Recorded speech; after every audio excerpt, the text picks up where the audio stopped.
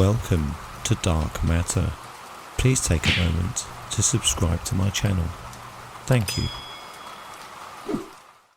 Hi guys, I really need your help. I've been demonetized on YouTube, so I've moved over to Patreon. The link to my Patreon page is below in the description. Please take a quick look and do subscribe or choose one of the options. It's pretty cheap. It allows me to bring you great content and new videos just like this. I gave you a little bit too much truth, and now I must be silenced. Banned by Facebook, banned by Instagram, and now the media says Louis Farrakhan is far right. What?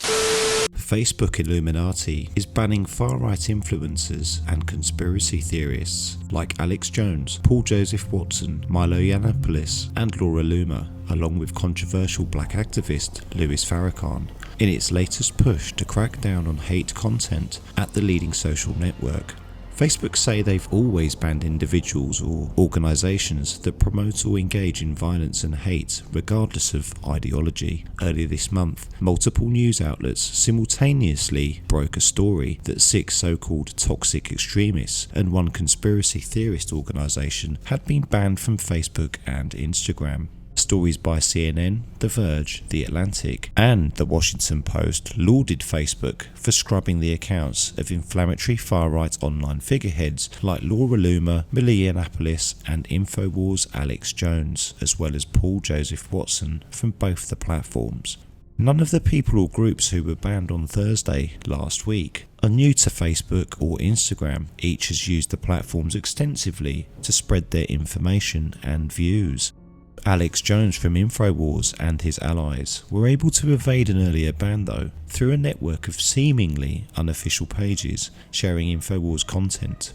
Facebook said last week it would close that loophole, but that will require much greater effort by the company and may prove no more successful.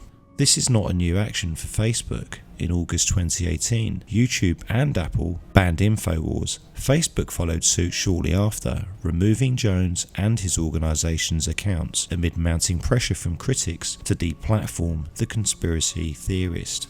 Facebook's Thursday ban last week closes that loophole by deploying a tool against Infowars that's usually reserved for terrorist organisations and self-proclaimed hate groups. The company says that users will be prohibited from sharing Infowars videos, radio clips, articles and other content from the site unless they're explicitly condemning the material. Now just take that in for a moment. What does that actually mean? Does that mean by sharing someone else's content, whether they're banned or not, mean that you're not allowed to have your own opinion on that piece of information and the only way you can share it is if you conform to what they tell you? Is this not control?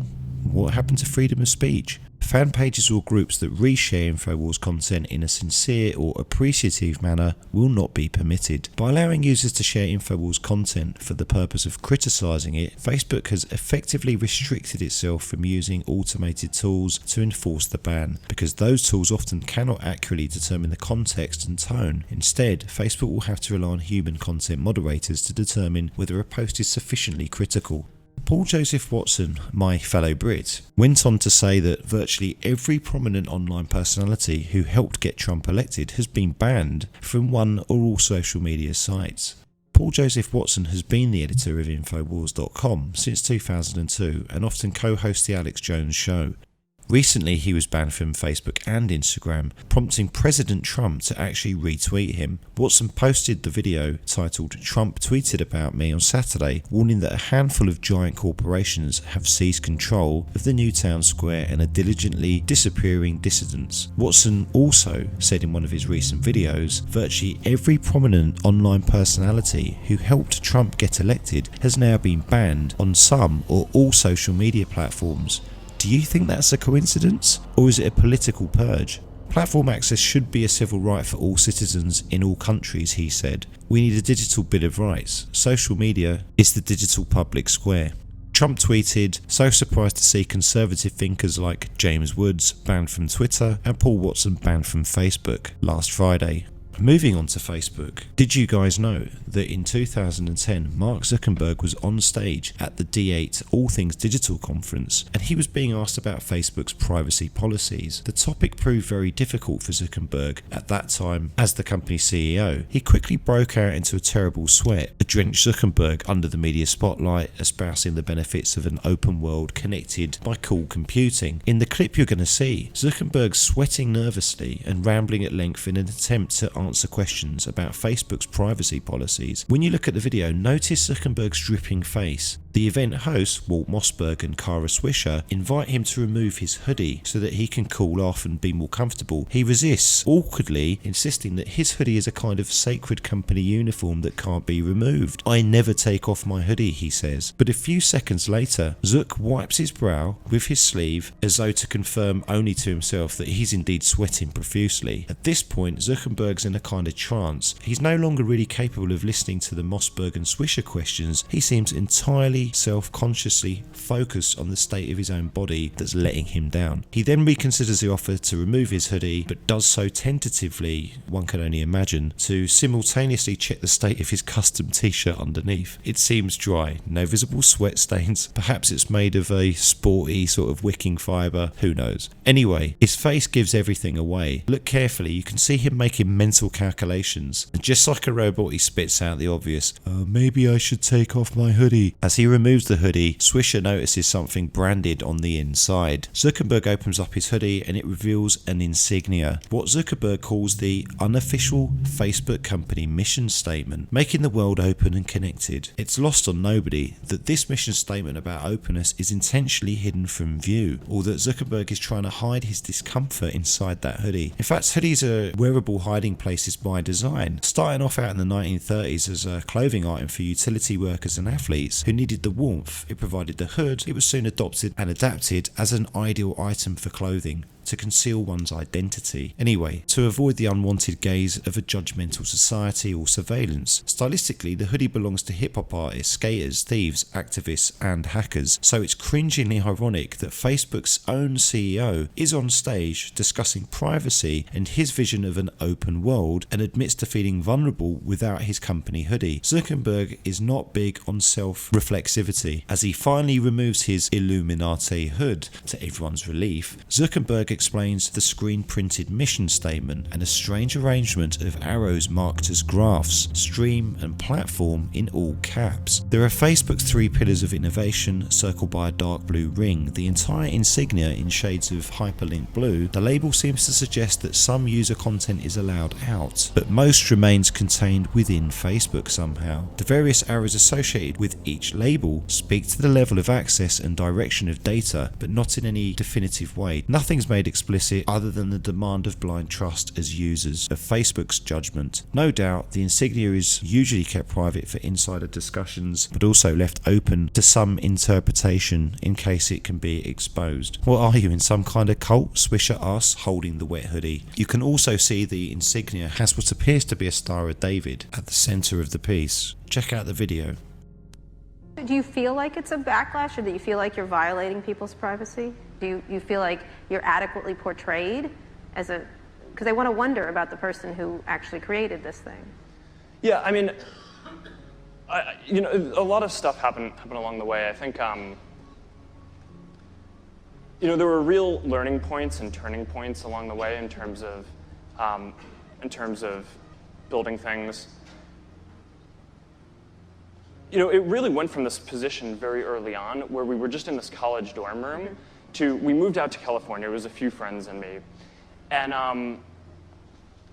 it just kind of had this project feel for a while. And there was this real turning point when companies started trying to buy the company for a huge amount of money. And, I had to kind of get my friends together and we had to decide what was it that we really cared about and what was it that we wanted to do.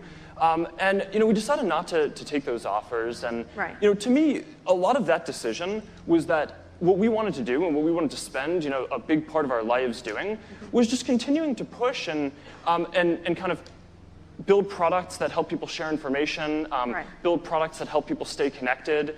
And that's really what we're spending our time doing. And I think there's just been a lot of space between that early stuff and where we are now. If I knew what I knew now then I hope I wouldn't have made those mistakes. But I can't go back and change the past. I can only do what we think is the right thing going forward. So, before we move off this privacy thing, and I thought that was a fascinating answer. It's okay. You want to take off the hoodie? I never take off the hoodie. I know you don't. What's with that? There's a group of women in the audience that wish you would. No. Girls? Whoa. All right. Sorry. Yeah, that's okay. Can you explain what this instant personalization thing was that you did, and why you did it, and what's the value of it to your users? Maybe I should take off the hoodie. Take off the hoodie. Go ahead. You want to? You want? Go ahead. Here. Let me get someone. You all right? Yeah. This is a great moment in internet history. What? All right. What are we gonna do with the mic? Put it on your. All right. Put it on the collar of your T-shirt. Do you want some? Do you need some help? No, I'm good. All right. Okay. Mark? Sorry about the... Sorry about being warm, Mark. No, it's... We're not even yelling at you Yeah. yet. We're not going to yell at it. No, of course not. That is a warm hoodie. Yeah, no, it's a thick hoodie. It's a company hoodie. We print our mission on the inside. What? Oh, my really? God, the inside of the hoodie, everybody. Take a moment. What is it? Making the world more open and connected. Oh my God, it's like a secret Cool. cult. Look at that, making the world open and connected, stream, graph, platform, and this weird symbol in the middle that is probably for the Illuminati. Oh, 2010. No, it's 2010. Okay. Oh, no. This weird symbol in the middle that is probably for the Illuminati. Oh my God, it's like a secret Cool. cult. This weird symbol in the middle that is probably for the Illuminati. Oh my God, it's like a secret Cool. cult. This weird symbol in the middle that is probably for the Illuminati. Oh my God, it's like a secret Cool. cult. So, besides Facebook's own internal Illuminati and the recent spate of bans on these far-right influencers, it seems control is very much at the centre of their game. Facebook's ban was actually criticised because of what appeared to be an embargo agreed to by all publications like The Atlantic, The Verge, CNN and even The Washington Post. The outlets all went live with almost identical articles about the ban last week, Thursday afternoon. In many cases their stories appeared before influencers like Yiannopoulos or Luma actually lost their accounts. Both of those were able to actually post the news of their own bans on their Instagram pages. So that shows you that Facebook has tipped off the media before they'd actually fully even implemented the ban, spreading information effectively. Actually, the use of an embargo this week isn't unlike a similar move Facebook used last year to announce their election war room during the Brazilian presidential elections. Outlets like CNN released their articles about Facebook's war room and their dedication to election integrity on the same morning that Brazil's largest newspaper published an investigation that revealed local marketing firms have been buying bundles of phone numbers and using them to mass WhatsApp voters anti-leftist propaganda. Facebook's attempts to draw the line about what is and isn't extremism are being scrutinised more heavily after a gunman went live on Facebook earlier this year before walking into a mosque in Christchurch, New Zealand, killing dozens of people. The suspect in the synagogue shootings near San Diego also appears to have tried to live stream his own attack on Facebook. Following the Christchurch attack, Facebook did announce that they would be banning white nationalist content from its platform and Instagram. It also plans to block white nationalist, white separatist and white supremacist content and to direct users who attempt to post such content to the website of the non-profit Life After Hate, which works to de-radicalise people drawn into hate groups. Certainly Facebook has done some things that are within the public's interest and help protect people's integrity, privacy and even culture. However, in other areas, Facebook has exercised ultimate control in what people can say, can see, and can communicate through their platform. In other words, taken away freedom of speech. Are there greater powers at work? Is there something more sinister at the top of Facebook? Is Zuckerberg the mastermind of a much deeper and possibly more darker endgame? Time will tell. What do you think?